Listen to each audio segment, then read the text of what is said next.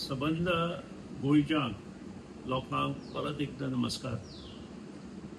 हालींच एक सुतोवाच बाय विजय सरदेसायान दिला की टाटा पावर गोंयांत डिस्ट्रिब्युशना खातीर पंचायतींनी एनओसी मागता आनी गव्हर्मेंट त्या मार्फत ते मुखार चल्ल्या म्हणून. दिस इज टोटली रॉंग इश्यू. ताणी एखादो पंचायती कडेन एनओसी कोणाकूय मागले आसतली.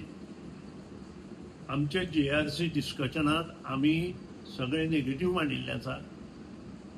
नंबर 2, आमचे गोवा सरकार कोणाकूच डिस्ट्रिब्युशन लायनी आमच्यो ज्यो आसा त्यो दिवपाक तयार ना. आमी मोठो इन्फ्रास्ट्रक्चर तयार केला. तातूंत नवी सबस्टेशनां केल्या, नवी मोठी सबस्टेशनां केल्या, जुनी सबस्टेशनां आशिल्लीं ती सगळी अपग्रेड केल्या, अंडरग्राउंड केबलिंग केला. आनी अशें आसतना अशा वेळार कोणी दुसरी एजन्सी येवन गोंयांत गोंदळ घालपाक सोदता तें आमकां मान्य ना. आनी गव्हर्मेंट सदांच हेका ओपोज करता. हांव जो पर्यंत ह्या खुर्चेर आसा तो पर्यंत हें सदांच ओपोज जातलो.